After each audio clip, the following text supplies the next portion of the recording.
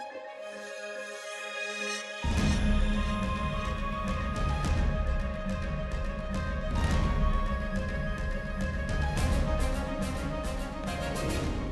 ต้อนรับเข้าสู่รายการตอบโจทย์กับผมชัยรัตน์ ถมยานะครับในช่วงนี้เราจะมาพูดคุยกับผู้เชี่ยวชาญในเรื่องความสัมพันธ์ระหว่างไทยกับสหรัฐซึ่งความสัมพันธ์ระหว่างไทยกับสหรัฐก็จะครบ180 ปีในปีหน้านี้แล้วนะครับแต่ว่าหลายๆคนนั้นก็ตั้งข้อสังเกตว่าที่ผ่านมาความสัมพันธ์ระหว่างไทยกับสหรัฐนั้นอ่อนแอลงไปหรือไม่ควรจะมีการดำเนินมาตรการใดๆนะครับเพื่อจะเสริมสร้างความแข็งแกร่งระหว่างไทยกับสหรัฐโดยเฉพาะอย่างยิ่งตอนนี้มีประเด็นร้อนในเรื่องของการที่กองทัพสหรัฐจะมาขอใช้ฐานทัพอุตภาวนะครับในการที่จะเป็นฐานในการช่วยเหลือทางด้านมนุษยธรรมในการที่จะเกิดเหตุภัยพิบัติขึ้นในภูมิภาคแล้วก็วันนี้ผมมาอยู่กับดร.แคทรีนดาวปิโนนะครับซึ่งเป็นผู้เชี่ยวชาญในเรื่องความสัมพันธ์ระหว่างไทยกับสหรัฐนะครับท่านเคยเป็นผู้ช่วยเป็นรองผู้ช่วยนะครับรัฐมนตรีต่างประเทศสหรัฐในสมัยของท่านประธานาธิบดีคลินตันนะครับแล้วก็ตอนนี้ท่านเป็นอาจารย์อยู่ที่วิทยาลัยซิมมอนส์แล้วก็เป็นอาจารย์อยู่ที่ศูนย์การศึกษาระหว่างประเทศมหาวิทยาลัยจอห์นฮอปกินส์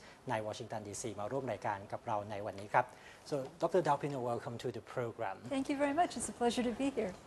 You just present the report about the old alliance in the new century, reinvigorating the U.S.-Thailand alliance. Mm-hmm.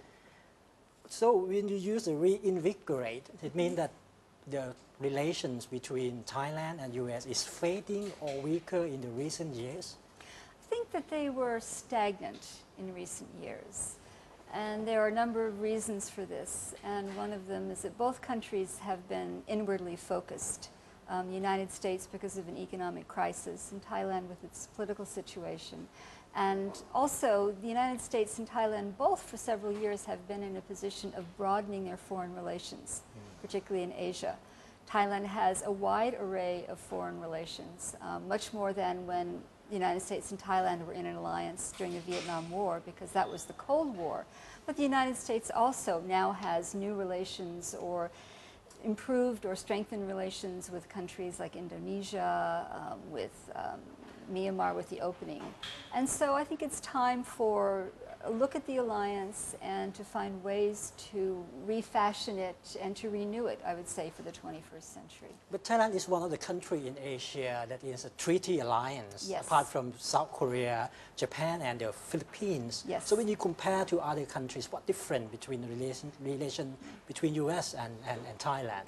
Well, we have 5 treaty allies in the region: Japan, South Korea, Thailand, the Philippines, and Australia.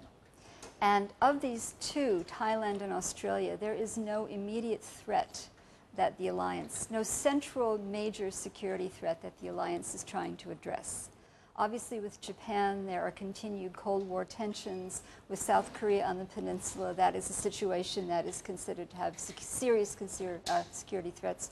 With the U.S.-Philippine alliance, it's now focused somewhat on the South China Sea and on recent tensions between the Philippines and China and the South China Sea. Although for several years before that, it was focused on Mindanao and, you know, the training base and some of the groups in Mindanao. Thailand really is in a region now and is very much at peace for the most part with its neighbors. And so there is not that central driving security threat that formed the alliance with the U.S.-Vietnam War. But when you talk about alliance, maybe the perception between Thailand and U.S. is different about being alliance. Yes. Maybe for U.S., maybe thinking about security in the region, but maybe yeah, for the Thai, maybe expect more yes, of the U.S. When yeah, the time we have crisis, maybe we expect U.S. to come in and help us. Yes, yeah. So, I think both sides think that at different times, but it's true that the alliance probably for the United States in recent years has meant the security relationship. And if you talk to many Thai people, the alliance has meant the broader relationship. And that was really the case during the Cold War, during the Vietnam War era, because everything was seen as supporting anti-communism. You needed a strong economic system, and you needed economic development as a hedge against communism. You needed a strong military. There needed to be strong bonds between the United States and Thailand in order to fight communism. And so everything fed into the alliance. That's really no longer the case. We have more separate parts of the relationship. And we saw this particularly at times, for example, in the late 1980s with trade. But we are a treaty ally, and that implies not only responsibility, it also implies privilege. And so I think that it's a good thing for the United States to look at the alliance as well, to think about shoring up some parts of the relationship to ensure that the alliance goes forward. Another difference in the alliances is that the U.S.-Thailand alliance is based on precedent, is based on historic understanding, and the United States has, as Thailand, its oldest treaty ally in Asia, which even predates the agreement that we made in Japan, in the 19th century. But in contrast to Japan and South Korea, where we have a status of forces agreement, and the Philippines, where we have a visiting forces agreement, there's no regular mechanism that requires that the two sides re-examine the alliance, renegotiate the alliance, and therefore no regular mechanisms for the publics of both countries to express how they feel about the alliance. And so it takes a little bit of extra effort, I think, to keep that understanding and that precedent going. But it also is maybe a little bit easier to let it go sometimes too, because it is more of a historic precedent. But do you think that Thailand needs some like that kind of mechanism for shaping up the relation between U.S. and Thailand in the future? I don't think so, actually. I don't think that the U.S.-Thailand alliance is headed for a status of forces agreement. I think that would, I don't know how well that would be received in Thailand. I don't even know if it's necessary. I think that we have, on a daily basis, fairly good cooperation. I think where the lack of attention has been probably has been at the top, and so I think we need to sort of shore it up at the top. But I don't think that the alliance, if you begin to negotiate these things, it might actually make things more difficult. I think that the U.S.-Thailand alliance is unique, and I think it needs to stay unique. It just needs to be strengthened. And now you have China. China is Now we coming have to China. influence in the region. Yes, So it's going to change the pattern or whatever the format between Thailand and U.S. relation. Well, I think it's already been doing that for some years. I don't think it's something that we should think of as a future factor. I think it's been doing that for a number of years. And again, as I said, both Thailand has diversified its foreign relations, which is very natural for Thailand historically. That's one of the ways that Thailand prevented ever being colonized by European powers. The United States now has relations with its former adversaries. In the Vietnam War, we did not have relations with China. We didn't have relations with what was then North Vietnam, and now, of course, is unified Vietnam. So both sides are doing some balancing. But I think that both sides still see a utility. At least I hope that Thailand still sees a utility. I know that the United States does. But it's necessary to modernize the alliance, and particularly because you have younger generations on both sides that weren't alive during the Vietnam War. And therefore, the old rationale for the alliance is not necessarily one that is still valid for them. And now we have a very hot topic about using Utapao as a permanent center for humanitarian when they have disaster. Yes. And also NASA want to use it as a meteorological Yes. center. Yeah. So why is it happening now? Is this sudden or the plan for a long time for that? I don't know anything about the NASA. I know nothing about space or NASA or whether. The idea of using Utapao as a center for humanitarian and disaster relief is actually not new. My understanding from both sides, from both the Thai side and the American side, is that the two countries have been under discussion about this for some time, and that these discussions have not been concluded at all. I think that the idea would be simply to regularize an arrangement that has been ongoing for some time and has worked fairly well. In the 2004 tsunami, the United States asked the Thai government if they could use Utapao as a hub for their regional relief. Singapore and Kuala Lumpur were overwhelmed in terms of their airports. At that point in time, Indonesia was not going to let foreign troops go into Aceh and had only to operate from the ships. And so Thailand very graciously agreed to let the United States use Utapao. The United States troops were there for 1 month and then they left. And this is an example of what they call flexible basing, which is using a partner's base for a specific purpose. But at the heart of flexible basing and at the heart of the U.S.-Thailand alliance is joint agreement. And so this is not something that the United States would seek to do without permission from the Thai government or would be able to. But it would be for a purpose, for a common purpose, you know, obviously. It obviously benefited Thailand as well as all of Southeast Asia to have disaster relief come in. And I think that this is going to become increasingly an issue because we're all faced with greater natural disasters. You know, Thailand obviously had very severe floods last year, earthquake in Japan, earthquake before that in China, the tsunami in 2004. But even in the United States, last year we had terrible tornadoes. And even in Washington, D.C. last August, we had an earthquake. And we don't have earthquakes in Washington. Right. So clearly the weather is changing, and I think that this is something that we're finding that, you know, that cooperation on disaster relief and humanitarian assistance is going to have to become the norm around the world. And I think this is an opportunity to use the U.S.-Thailand alliance for a very benign purpose. But in the current political situation in Thailand, that's very sensitive. Everything can be taken, politicized. Yes, of course. Even this one that I don't use, the Utapao. So in the move from U.S., should U.S. be careful to when they do something like this? Absolutely. You know, and as another feature, I would say, of the alliance is that the Thai political system is very different than the way it was during the Vietnam War. And domestic opinion counts a lot.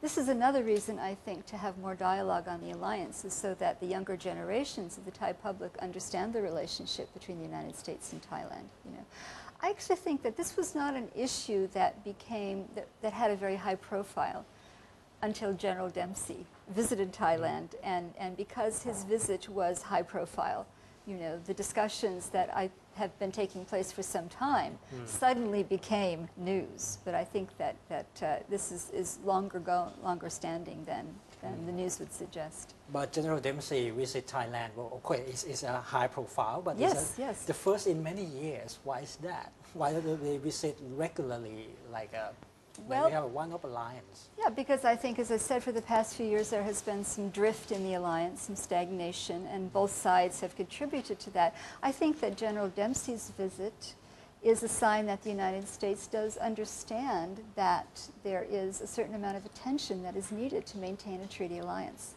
And that I think that's an attempt on the part of the United States to redress that deficit and to start stepping up a little bit. I think it's a good sign. And will we see President Obama visit Thailand soon? I certainly hope so. The East Asia Summit is in November. It will be held after the election. It's, I think, one of the reasons that the East Asia Summit is good for the United States is it gives the President a reason to go to Southeast Asia once a year, because the EAS is always held in Southeast Asia. So I think that you will see in Washington, in the policy community, some push for President Obama to go to the East Asia Summit and to visit Thailand. Certainly, you know, probably before he visits Cambodia would be my recommendation. Why is that? I think that, you know, President Obama has been a very active president in foreign policy. He has visited Indonesia twice and Singapore once. And I think that that's because when a president goes abroad, he has a number of countries he needs to visit, and his advisors begin bargaining for how much time he can spend abroad, how much time he has to spend at home. And so he hasn't really had an occasion, a ready occasion, to visit the two treaty allies. But I think that particularly given the new attention that the United States is paying to Southeast Asia and to Asia in general, the next two visits should be to the treaty allies, and Thailand would make a good next visit, if he's invited. Yeah, in ASEAN we have one very important issue is about South China Sea. There is a conflict between ASEAN member and China, and the U.S. Coming in, and well... Yeah, the U.S. is trying very hard not to come in. Well, you cannot avoid that, coming in. So, Thailand this year going to play as a coordinating role between ASEAN and China. Yes, indeed. And Thailand going to be between the ASEAN member and also US and China also. Yes, so yes. What should we do? Well, I think that Thailand can counsel, you know, and offer its perspective. I don't think that anybody expects Thailand to jump into the middle of this, just as the United States does not want to jump into the middle of this. The United States has made it very clear that it does not support one claimant or another in the South China Sea. What it does is it advocates a peaceful resolution of these issues. At the same time, it wants to be sure that its allies are able to deal with security issues. And so the reinvigoration of our alliance with the Philippines is less about the United States confronting China and more about helping to strengthen the Philippines in its own maritime security as our ally. But I think that Thailand does play a regional role already, and it as the coordinator for China in ASEAN. And a few years ago, you were the coordinator for the United States in ASEAN, and that was a very beneficial thing. Being a dialogue channel, if you like, would be a very useful thing. And although Thailand is not directly involved in these issues in the South China Sea, as a member of ASEAN, indirectly, all of the ASEAN members are involved, obviously. Using Utapao, so using the Utapao is not about South China Sea, not about containing China power in the region. That's why the U.S. Want to use Utapao as a base. Do you think that because of to want to contain the Chinese influence in the region? Personally, I do not think the proposal to use Utapao as a humanitarian and disaster relief center is about containing China. No, I don't. I think it makes good logistical sense to have regular procedures and to make sure that you can get the equipment where you want it, when you want it, But I don't think that it's a ploy to contain China. I actually don't. And in United States this year going to be a very exciting year, election year. Oh yes. Republican and Democrat. Yes. So do you think that if Mitt Romney won in the presidential election and Republican become the governor? Hypothetically. Hypothetically. Yes. Yes. So will there be any change in the policy towards Southeast Asia and Thailand? I think probably not. That there is actually a lot of continuity between Republicans and Democrats on Southeast Asia. And that's a good thing. But Southeast Asia, not since the Vietnam War has Southeast Asia really been a political football in U.S. national politics. And that's very good. I think that, the circumstances oftentimes inform the U.S. response. And in the Bush administration did step up involvement in Southeast Asia. That was to counter the terrorist threat. And so more attention was paid to the maritime countries, to the Philippines, to Singapore, Malaysia, and Indonesia. When President Obama came in, he consciously rebalanced enough so that there was also attention paid to mainland Southeast Asia. And the Lower Mekong Initiative is a very good example of that, as well as the engagement with Burma. But actually, there is bipartisan support for most major U.S. policies in Southeast Asia, and given the centrality of ASEAN in the regional framework, and given the increasing importance of Asia economically, I don't think that's actually going to change from one party to the next. So. As you mentioned that Thailand and U.S. relations have stagnated for a long time, but right now we still have the internal political issue that we still have to think what we're going to do, what we're going to move first. But on the other hand, we want to reinvigorate relations between U.S. and Thailand. What should Thailand do right now in the time of we still have to focus in the internal domestic issue, and on the other hand we have to have a clear foreign policy? Well, I don't know if there's an answer that an American can give Thailand, because that's a very profound and very complicated issue. I would just say that we also this year have domestic politics that are going to affect our foreign policy. The closer we get to the election, the less likely that we're going to see the president go abroad, for example. Even the closer we get to the election, the less likely we're going to see major leaders coming to the United States for visits as well. And pretty much, even if President Obama is reelected, there will be changes from one administration to the next. So there will be a certain amount probably of staff leaving and going on. And of course, if Mitt Romney is elected, then there'll be complete changes at the political levels. So either way, you're looking at a time of transition for the United States in its foreign policy as well. You know, Secretary Clinton has said that she does not want to remain secretary into a second term, so that will be an important change. And if President Obama is reelected, we'll have to see who the new Secretary of State will be. So you're going to see that slowdown in the United States. But still, our foreign policy apparatus goes ahead. You know, it's not as though everything comes to a stop. And I know even at the height of some of the crisis in the past few years, that the Thailand's foreign policy apparatus also went ahead on many things as well. So that actually is the advantage of having a bureaucracy.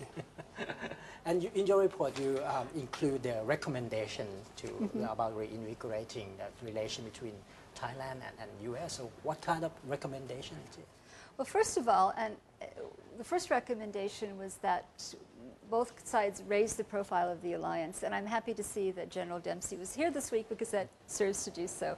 And we hope that the new U.S. Pacific Commander, Admiral Locklear, will be coming as well. And of course, we would like to see President Obama come. That's in the report that President Obama should visit. We also think that the two countries should have more direct dialogue about rising powers in the region. You know, that both sides should inform one another about their views, because obviously, given geography and given a number of other things, they're not going to exactly see these emerging powers the same way. The United States and Thailand do not exactly see China the same way, and yet the two views are not necessarily, by definition, incompatible. But as allies, they need to sit down and talk more. We know that Thailand obviously is still undergoing some domestic political processes, but you know that it is concerned about its role in Southeast Asia, and so we're looking at ways that the U.S.-Thailand alliance might be able to help support a stronger Thailand, role for Thailand in Southeast Asia. We're also looking at Cobra Gold, and which is really a quite significant achievement for the alliance. You know, it is the largest multilateral exercise in the world on an annual basis. And it started out as a bilateral exercise, it's now a multilateral exercise. It's not only a good mechanism for security cooperation and training, it's also a confidence building measure. And so we recommend that over the next several years, look at who else might be included in Cobra Gold. Also think that it's important, and this is something the United States has to address in general in Asia, that the two sides also look at trade liberalization when that's possible. And I'm not even sure it's possible now in the United States, given the election and given the fact that we're still recovering from our economic crisis. The United States is trying to use the Trans-Pacific Trade Partnership as a trade liberal mechanism, but we'll have to see how that goes. I know that there will be discussions between Washington and Bangkok about whether Bangkok would want or would be interested in doing that. But we think we need to revive that. That is something that really the United States and Thailand have not talked about seriously for several years. Thank you very much. Thank you, Dr. Davino, for your time. Thank you for inviting me. It was a pleasure. Thank you และทั้งหมดก็คือรายการตอบโจทย์ในวันนี้นะครับผมชัยรัตน์ ถมยาพร้อมกับทีมงานทุกคนขอลาไปก่อนสวัสดีครับ